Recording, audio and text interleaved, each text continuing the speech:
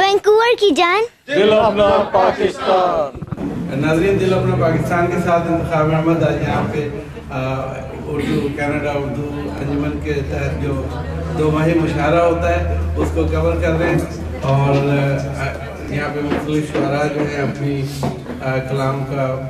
कलाम पेश करेंगे और देखते रहिए इसी के साथ दिल अपना पाकिस्तान। Thank you. अस्सलाम वालेकुम। प्लान के मुताबिक मुझे नहीं करनी था MC, लेकिन डॉक्टर करण बेचारे ने मुझसे बहुत माजरत किया, उनको MC करना था, तो आज आप लोगों को मुझे बर्दाश्त करना पड़ेगा थोड़ा थोड़ा। मेरा नाम उमा शुएब है, मैं कनाडा उर्दू एसोसिएशन की प्रेसिडेंट हूँ और आप लोग आज यहाँ आए हमारे जश्न बहारा मुशायरे में। आप लोगों को बहुत बहुत खुशामदीद, आपके आने का बहुत बहुत शुक्रिया। कनाडा में उर्दू ज़बान को फ़रोग़ देना, उर्दू के हवाले से बहुत सब कुछ, मतलब मैं ये नहीं कहूँगी कोई एक चीज़ की पोइट्री हो या किताब हो। अब जो हमारा एजेंडा है, क्योंकि पहले हमसे आने वाले लोगों ने किया, शम्स सिद्दीकी साहब बैठे हैं, रफ़ीक अंकल हैं, ये सब फाउंडर्स में से हैं, इन्होंने बहुत सारी उर्दू की किताबें छापी और उर्दू की बहुत ज़्यादा यहाँ पे लिखा गया, उर्दू ज़बान में बहुत किताबें लिखी गई। तो वो सिलसिला अभी तक हमारा चल रहा है और बहुत सारे लोगों की उर्दू की किताबें यहाँ छपी हैं, जिसमें कि यहाँ पे बहुत सारे ऑथर्स बैठे हैं उर्दू के, जिनकी किताबें वैंकूवर में ही पब्लिश हुई हैं। जैसे हफीज़ कादरी साहब हैं, आलम आरा हैं, उसके अलावा मैं किसको मिस कर रही हूँ जिसमें उर्दू की किताबें, शम्स जिलानी साहब तो अभी तशरीफ ला रहे हैं। उसके बाद हम लोग उर्दू का एक मैगज़ीन निकाला करते थे, तो उसको हम दोबारा इंशाल्लाह सिलसिला शुरू करेंगे। जस्ट थोड़ा सा बीच में फंडिंग का प्रॉब्लम था तो हमें बंद करना पड़ा, लेकिन इंशाल्लाह वो हमारी उसमें है पाइपलाइन में। तीसरा, उर्दू की क्लासेस इंशाल्लाह ताला मई से स्टार्ट कर रहे हैं। उर्दू की क्लासेस बच्चों के लिए भी और बड़ों के लिए भी, और वेन्यू और सब चीज़ें अभी हम फ़ौरन ही अनाउंस कर देंगे विद इन 15 डेज़। तो आप लोग सब लोग कनाडा उर्दू एसोसिएशन का पेज जो है हमारा फेसबुक का, ट्विटर का, उस पर सारे अनाउंसमेंट्स होते हैं, तो प्लीज़ उसको आप फॉलो करें। उस पर पेज को लाइक कर लेंगे तो आपको पता रहेगा कि उर्दू की क्लासेस का क्या है, क्योंकि बहुत सारे पेरेंट्स ने कहा है कि बच्चे उर्दू सीखना चाहते हैं। अच्छा, और चौथी एक चीज़, हमारे पास हम उर्दू कॉन्फ्रेंस कर रहे हैं अगस्त में, तो उर्दू कॉन्फ्रेंस में हम उर्दू के पेपर्स पढ़ना है और मोस्टली वो पेपर्स हम इंग्लिश में ही होंगे, क्योंकि हमारा और टारगेट ऑडियंस बच्चे हैं, यूथ है, तो इंग्लिश तो हम सब समझ लेते हैं लेकिन बच्चे उर्दू नहीं समझ पाते ठीक तरह से। तो हम कोशिश करेंगे कि थोड़ा मिक्स ज़बान में, जिसको कि खिचड़ी ज़बान कहते हैं, उसमें हम ये प्रोग्राम करेंगे, लेकिन उसमें हम महफिल ग़ज़ल भी करेंगे, मुशायरा भी करेंगे कॉन्फ्रेंस में, तो वो हम मिड अगस्त में होगा इंशाल्लाह। और बस मैं सब बताना चाह रही थी कि हमारा क्या प्लान है इस साल का, और उसके बाद जैसे जैसे होगा वैसे वैसे हम आगे बढ़ते जाएंगे। क्योंकि मैं बहुत MC मुझे बिल्कुल करना नहीं आता, मैं सीधा सीधा अपने नेक्स्ट जो शायर हैं उसको बुलाती हूँ। सबसे पहले इंतखाब अहमद साहब, प्लीज़ तशरीफ लाइए।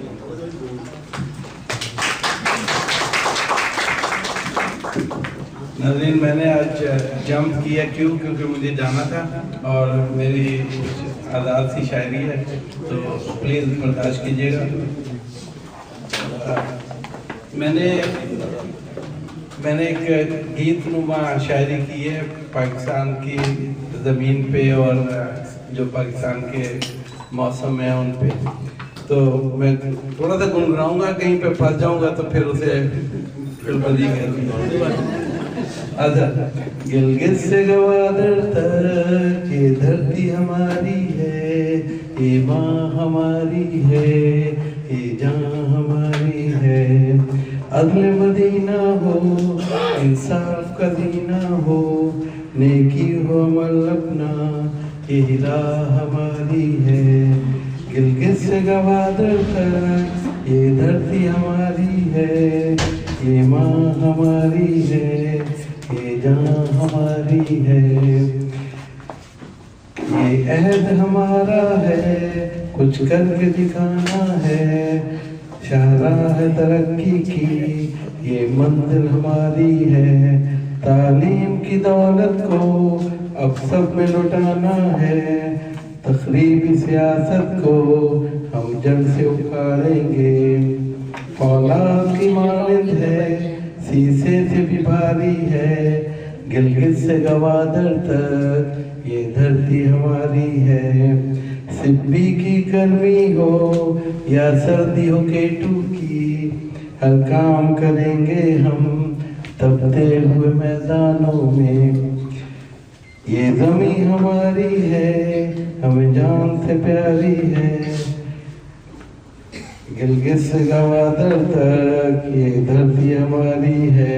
ناظرین یہ بس ایک میں نے جلدی میں اسے لکھا تھا تو ابھی اس کو صحیح کرنا ہے، لیکن پھر بھی وطن سے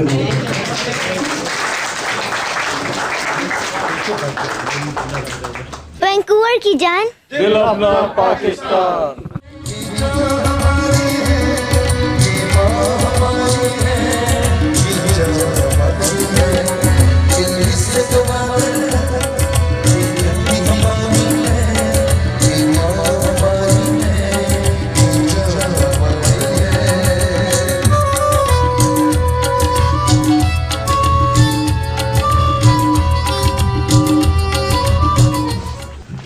ایسوسیشن کا اس سال کا جو سب سے بڑا فوکس ہے وہ یوتھ ہے، ہماری نوجوان نسل۔ تو ہم اس وقت اپنی نوجوان نسل میں سے ہی کسی کو بلائیں گے۔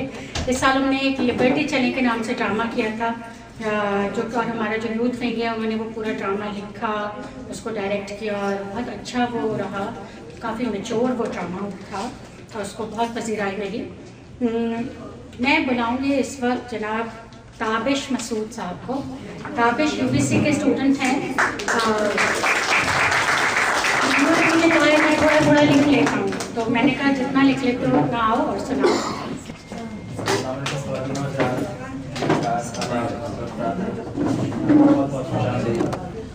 میں مختصراً تعارف کرا دیتا ہوں۔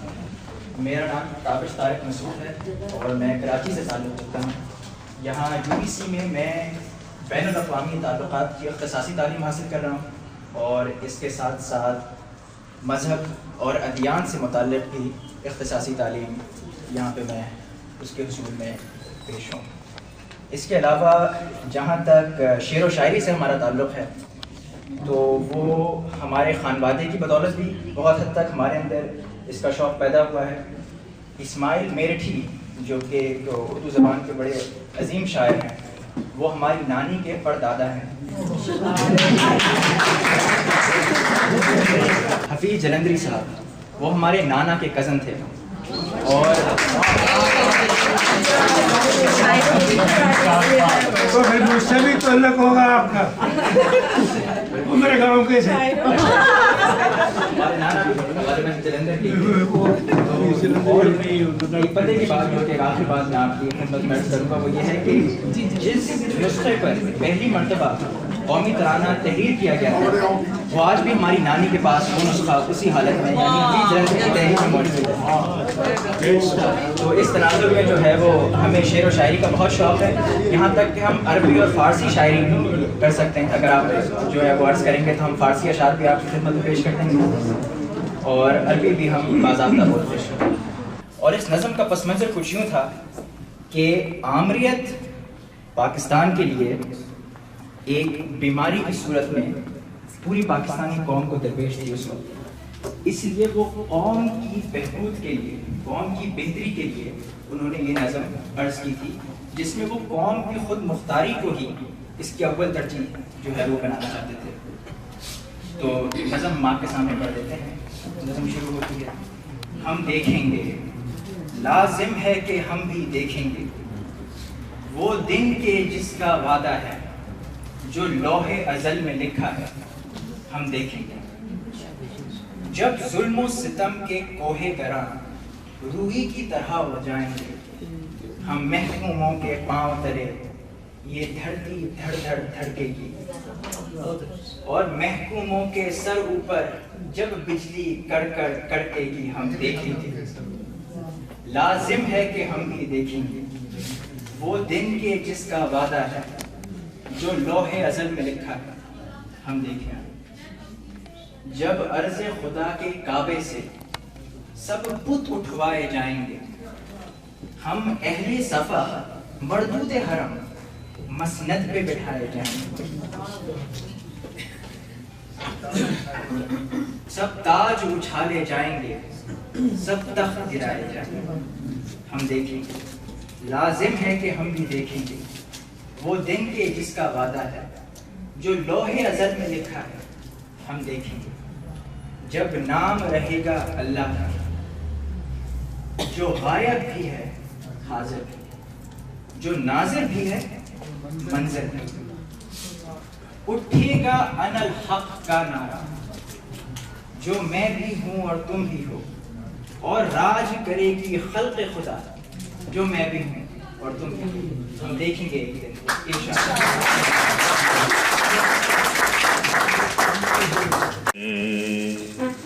تیری زلفیں، تیری آنکھیں، تیرے عارض تیرے ہوں، کسی انجانی سی معصوم خطا کرتے ہیں. خلوت بزم ہو یا جلوت تنہائی ہو، تیرا پیکر میری نظروں میں ابھر آتا ہے. چال ہے اودی مورا ورگی، چال ہے اودی مورا ورگی، ٹردی نال اداواں میں نس کے کتھے جاواں. تے مٹھ مٹھ موٹی اکھ کڑی دی، گز گز لمبیاں باواں میں نس کے کتھے جاواں. شاعری ذکر ہے جام اور میخانوں کا، شاعری ذکر ہے چھلکتے ہوئے پیمانوں کا، شاعری ذکر ہے امت بھری نگاہوں کا، شاعری ذکر ہے ان نیم وا آنکھوں کا، شاعری ذکر ہے مل مل کے بچھڑ جانے کا، شاعری ذکر ہے عشق میں دیوانوں کا، اور شاعری ذکر ہے ہند کی ان راتوں کا، اور شاعری ذکر ہے ٹوٹے ہوئے ان وعدوں کا، اور شاعری ذکر ہے صدمات کے اٹھانے کا، شاعری ذکر ہے چاک گریبانوں کا، شاعری ذکر ہے سید سے دل لگانے کا.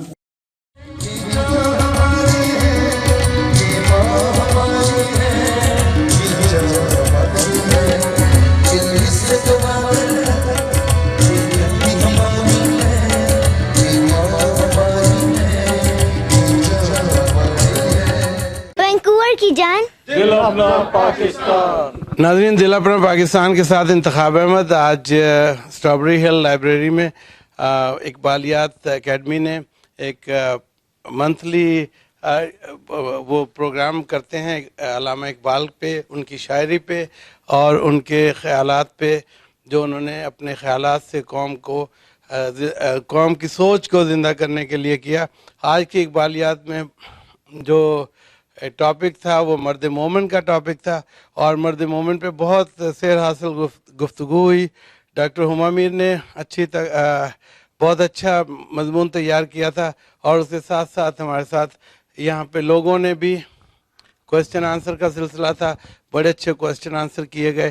تو یہ اس ہفتے کی وینکوور کی سرگرمیوں میں ایک سرگرمی ہے. دیکھتے رہیے وینکوور کی جان، دل اپنا پاکستان. Thank you. اچھا، تو ہم اس شعر پہ بات کر رہے تھے، نرم دم گفتگو گرم دم جستجو پاک دل و پاک باز. تو اس شعر کو جب میں پڑھتی ہوں تو میرے دماغ میں ایک اور شعر آتا ہے، ہو حلقہ یاراں تو بریشم کی طرح نرم، ہو حلقہ یاراں تو بریشم کی طرح نرم، رزم حق و باطل ہو تو فولاد ہے مومن. اب یہ ہے کہ احباب کے ساتھ، دوستوں کے ساتھ، لوگوں کے ساتھ ہمیں مرد مومن کیسا نظر آئے گا. ہمیں مرد مومن بہت ہی ہمبل، ڈاؤن ٹو ارتھ، محبت کرنے والا ایسا نظر آئے گا. لیکن جب رزم حق و باطل ہو تو فولاد ہے مومن.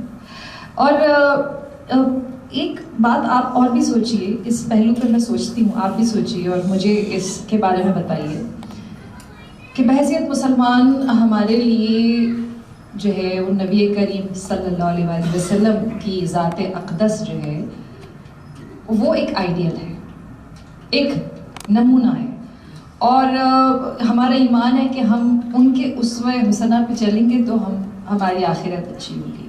تو اب دو چیزیں ہیں، ایک قرآن ہے جسے ہمیں تھام لینا چاہیے، اس کی تعلیمات پہ عمل کرنا چاہیے، اور ایک سیرت نبوی صلی اللہ علیہ وآلہ وسلم ہے. تو اگر مسلمان کو مرد مومن ہونا ہے تو ہمارے لیے مرد مومن نبی کریم صلی اللہ علیہ وآلہ وسلم کی ذات ہے. تو وہ ہے مرد مومن، اور ان کی تعلیمات پہ ہمیں عمل کرنا ہے، ان کے اسوے پہ ہمیں چلنا ہے. آپ اس بارے میں کیا کہیں گے؟ آپ کچھ کہہ رہی ہیں ہے نا؟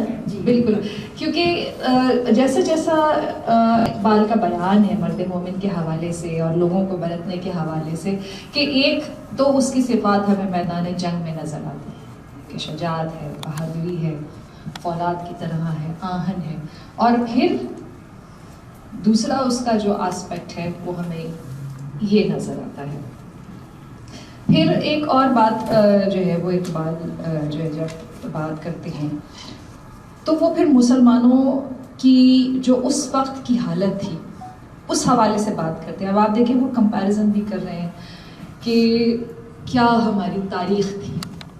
اگر آپ جو ہسٹری پڑھیں، اور اگر ہسٹری نہ بھی پڑھیں تو یہ علامہ اقبال کا کلام پڑھ لیں جو انہوں نے اسپین کی مسجد میں جو کہا، یا اور بھی جگہ جگہ دیکھیں آپ ہمیں شاعری میں ملتا ہے کہ باقی جو ہمارے اس دور کے تحریک آزادی کے رہنما تھے وہ تو اپنی تقاریر میں کہتے تھے، اقبال نے اپنی شاعری میں وہ چیز پیش کی کہ ہماری کیا تاریخ تھی، کیا عظیم الشان دور تھا کہ مسلمانوں کی حکومت کئی بر اعظموں پر تھی. اور پھر ایک ایسا وقت بھی آیا کہ مسلمان زوال پذیر ہو گئے، اور پھر انہوں نے اس کی وجوہات بھی لکھی ہیں کہ وہ کیوں ان پہ زوال کیوں آیا، اور پھر اب اس تاریک صورتحال سے باہر کیسے نکلا جائے، یہ بھی علامہ اقبال بتا رہے ہیں. اور اسی لیے میں سمجھتی ہوں کہ علامہ اقبال کو جو تمام شاعروں پر سپیریارٹی حاصل ہے، جو برتری حاصل ہے، اس کی ایک بہت بڑی وجہ یہ ہے جو ایک روحانیت یا خدا سے یا مذہب سے جو لگاؤ یا اٹیچمنٹ ہے، یہ جو ریفلیکشن ہے. دیکھیں شاعر تو سبھی اچھے ہیں، غالب سے بڑا کوئی شاعری نہیں ہے. شاعری میں تو حرف آخر ہے، غالب ہے نا، حرف آخر ہے، اور غالب میر تقی میر کو مانتے تھے. ریختہ کے تم ہی استاد نہیں ہو، غالب کہتے ہیں اگلے زمانے میں کوئی میر بھی تھا. اور اقبال غالب میر کے جو ہے وہ معترف تھے. لیکن اقبال کی شاعری میں کیا بات ہے، ہم کیوں اتنے ایموشنل ہو جاتے ہیں علامہ اقبال کے نام سنتے ہی؟ دیکھیں ایک شاعر ہونا ایک بات ہے، لیکن ایک جو ہمیں ڈیووشن ہے، جو ہم یہاں پر آتے ہیں اقبال کے بارے میں بات کرتے ہیں، علامہ اقبال کی شاعری پہ بات کرتے ہیں، علامہ اقبال نے جو کچھ کہا اس پہ بات کرتے ہیں، اس کی کیا وجہ ہے؟ اس میں ایک عقیدت ہے، تھوڑی سی پسندیدگی اور محبت کے ساتھ ساتھ اقبال سے ہماری عقیدت ہے. کیوں افضل صاحب؟ اور اس کا ریزن مجھے ایسا لگتا ہے کہ یہ ہے. اور علامہ اقبال آفاقی شاعر ہے. آفاقی کا مطلب یہ ہے کہ ان پر ایک کیفیت طاری ہوتی تھی، اور جس طرح سے ایک آمد تو سب پہ ہوتی ہے، اسی طرح کی کیفیت تھی ان پہ. اور اگر مشاعرات وغیرہ میں یہ ہوتا ہے، مشاعروں میں یہ ہوتا ہے کہ اگر آپ کوئی طرحی مصرع دے دیں شاعروں کو اور کہیں کہ چیز پر موضوع کریں، علامہ اقبال کے ساتھ یہ نہیں تھا.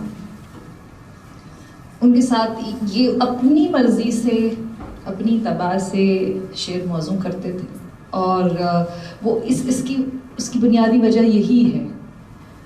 ایسا نہیں کہ اگر ان سے کہیں کہ آپ جی یہ اس پر شعر کہہ دیں یا اس پہ کہہ دیں، غالب تو کہہ دیتے ان کا چھالیہ پہ شعر کہہ دیں، چھالیہ پہ غزل ہو گئی اس پہ کہہ دیجیے، اتنے قادر الکلام تھے. ان کا معاملہ بالکل مختلف ہے. تو ایک قلبی تعلق اور عقیدت کی بہت بڑی وجہ جو ہے وہ یہ ان کی شاعری میں مذہب کا ہے، اور جس میں ہمیں شکوہ جواب شکوہ آپ نے پڑھا ہو تو اس میں ہمیں ملتا ہے کہ وہ کہہ رہے کہ ہم نے جو ہے یہ کیا، ہم نے یہ کیا، مگر برق گرتی ہے تو بیچارے مسلمانوں کو. پھر اس کے بعد جو جواب شکوہ ہے کمال ہے. میں کو تھوڑا سا پڑھوں گی. کافر کو میں نے حوروں بیچارے مسلمان. جی جی جی جی ساری جو ہیں کوالٹی اس میں بالکل.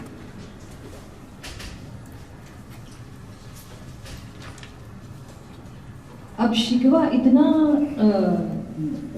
بڑا ہے، میں اس میں تھوڑا سا ایک اس کا پڑھ رہی ہوں. ٹل نہ سکتے تھے اگر جنگ میں اڑ جاتے تھے، پاؤں شیروں کے بھی میدان سے اکھڑ جاتے تھے. تجھ سے سرکش ہوا کوئی تو بگڑ جاتے تھے، تیغ کیا چیز ہے ہم توپ سے لڑ جاتے تھے. نقش توحید کا ہر دل پہ بٹھایا ہم نے، زیر خنجر بھی یہ پیغام سنایا ہم نے. تو ہی کہہ دے کہ اکھاڑا در خیبر کس نے، شہر قیصر کا جو تھا اس کو کیا سر کس نے.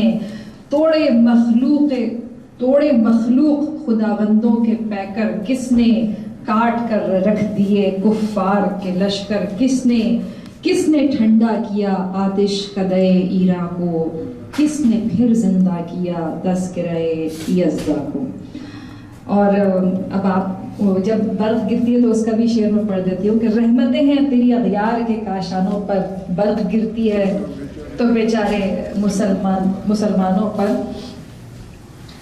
اب یہ پوری ایک کیفیت ہے، ایک پوری جو ہے وہ میں سمجھتی ہوں کہ ایک شکوہ جو ہے صرف ایک خیال نہیں ہے بلکہ ایک سٹیٹ ہے، اور اس کا اظہار انہوں نے بہت خوبصورتی سے کیا ہے. اور اس میں کچھ اس کی خوبصورتی ہے کہ اس میں کچھ لمیٹیشنز کا بھی انہوں نے خیال رکھا ہے. اس کے بعد جب جواب شکوہ آیا ہے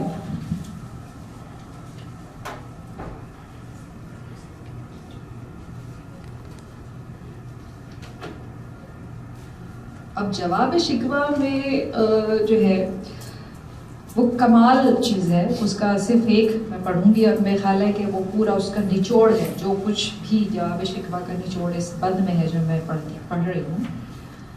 منفعت ایک ہے اس قوم کی، نقصان بھی ایک ہی سب کا نبی، دین بھی ایمان بھی ایک، حرم پاک بھی اللہ بھی قرآن بھی ایک، کیا بڑی بات تھی ہوتے جو مسلمان بھی ایک، فرقہ بندی ہے کہیں اور کہیں ذاتیں ہیں، کیا زمانے میں پنپنے کی یہی باتیں ہیں.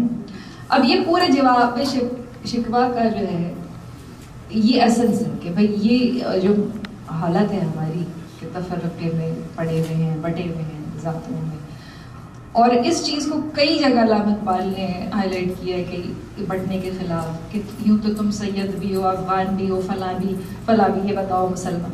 تو اب یہ اور خاص طور پہ اس کا آخری جو شعر ہے جواب شکوہ کا آخر، کی محمد سے وفا تم نے تو ہم تیرے ہیں، کی محمد سے وفا تم نے تو ہم تیرے ہیں، یہ جہاں چیز ہے کیا لوح قلم تیرے ہیں. کیا بات ہی ختم ہو گئی اس پر. تو یہ حاصل ہے اس کا. اب مرد مومن اب اس پہ بات ہو چکی ہے کہ اس کا مطلب صرف کوئی جینڈر کا نہیں ہے، بلکہ یہ ایک اصطلاح ہے جو سب کے لیے استعمال ہوتی ہے، اور اس میں مرد و عورت دونوں ہی آتے ہیں. اور رفیق صاحب مجھے کہہ رہے تھے کہ وہ یہ جو کلام ہے ہر لہجہ ہے مومن کی نہیں آن، وہ آپ لگائیں گے پڑھنے ملکہ ترنم نور جہاں کی آواز میں.